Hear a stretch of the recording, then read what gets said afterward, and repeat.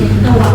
ประตูลงรถนะคะจริงๆแล้วตัวนี้สามารถที่ทำไปได้ยาวเลยด้วยปุ่มออโตเมชันด้านข้างต้องมีพื้นที่เกะกะเราไม่เสียพื้นที่เพราะเราใช้พื้นที่ด้านบนของตัวอาคารลงจอดรถเอาไว้ใช้เพื่อป้องกันรถอะไรต่างๆนะคะตัวนี้